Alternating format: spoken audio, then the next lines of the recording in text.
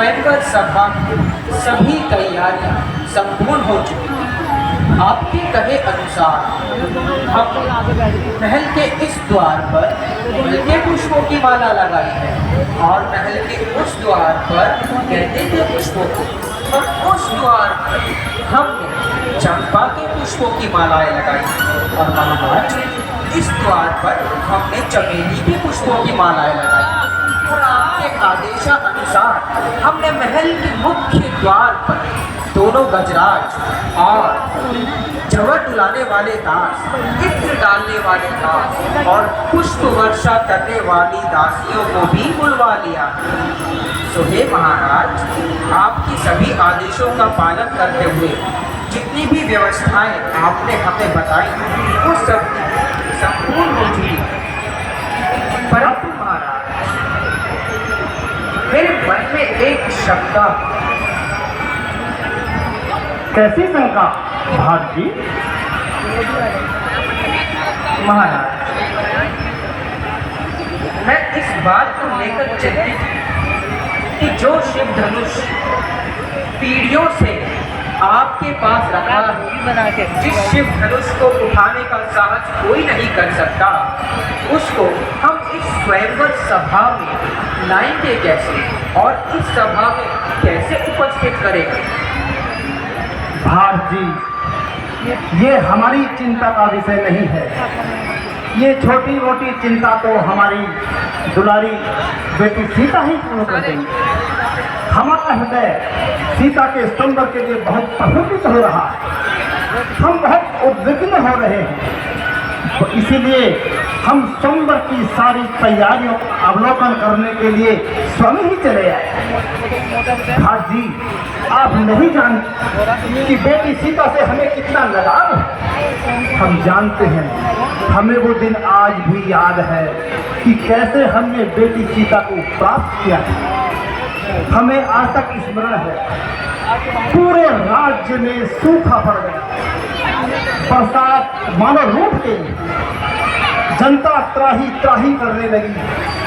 भाजी, तब हमारे शुभ चिंतकों, ऋषियों, मुनियों ने हमें परामर्श दिया कि हे राजन, यदि आप अपनी रानी सहित स्वयं हल को अपने खेत में स्वयं चलाएंगे तो कदाचित इंद्रदेव प्रसन्न हो जाएंगे, देवता प्रसन्न हो जाएंगे और वृष्टि हो जाएगी, बरसात हो जाएगी। हम एक कदम भी पीछे न हटे। हमने शहर स्वर्ण का हल तैयार कराया। महारानी सुनैना के साथ अपने खेत में स्वयं इस तरह से हमने चला। बगल में मैगी बना रहे हैं। अच्छा, फिर क्या? इंद्रदेव प्रसन्न हुए, सारे देवताओं ने दुदुम्बी बजा दी, बड़े हर्ष का विष हुआ, बरसात हुई। चलते चलते हल्का फल एक जगह घड़े से टकरा गया। हमने देखा, पता लगा कि उस घड़े में एक छोटी सी कन्या थी। जानते हो, क्योंकि वो कन्या भूमि से प्राप्त हुई थी, इसलिए हमने उसका नाम रखा भूमिजा। भूमिजा? बेटी सीता का एक नाम भूमिजा भी है, और वो इसीलिए है क्योंकि बेटी भूमिजा पृथ्वी से प्राप्त हुई। इसीलिए हमारा मन बहुत उद्विग्न है, बहुत उद्वेलित है, हम बहुत प्रफुल्लित हैं। इसलिए स्वयंवर की सारी तैयारियों का अवलोकन स्वयं करने के लिए हम विराजमान होते हैं। किसी भी तरह की कोई भी कमी न रहने पाए। देश देश के दूर से विदेशों के राजा आएंगे। हम चाहते हैं कि कोई भी राजा किसी तरह की कोई परेशानी का शिकार न हो, ध्यान रखा जाए। बहुत अच्छा, अतिशीघ्र जितनी भी तैयारियां बाकी हैं उसे पूर्ण कीजिए और हमें अवगत कराइए, ताकि शीघ्र स्वयंवर की व्यवस्था आगे चलाई जाए। महाराज, किसी प्रकार की कोई कमी न हो।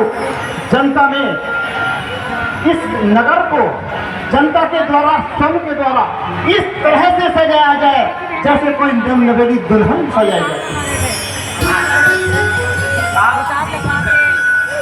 आपकी आज्ञा अनुसार जो भी व्यवस्थाएं आपने हमें वो सभी संपूर्ण जिस भी प्रकार से आपने इस नगर और हमारे महल को सजाने के लिए कहा हमने वही किया। महाराज, आपकी सभी आदेशों का पालन किया जा रहा है और आप देख ही सकते हैं कि कैसे हम आपके महल और इस नगर को एक दुल्हन की तरह सजा दिया। महाराज, विश्वास रखिए कि राजकुमारी सीता के स्वयंवर में किसी भी प्रकार की कोई कमी ना आए। विश्वास रखिए और आपके सभी आदेशों का पालन ठीक है, निष्ठा से करें। हम भी ऐसा ही चाहते हैं, हम भी यही सुनना चाहते हैं। वित्त अधिकारियों को पूरे आदेश दे दिए जा चुके हैं, किसी भी तरह की कमी नहीं होनी चाहिए। जो भी कमी हो हमें तुरंत अवगत कराया जाए। जैसी आज्ञा महाराज। ठीक है, अति शीघ्र संबर की तैयारी की ओर आगे बढ़ा जाए। जो आज्ञा महाराज।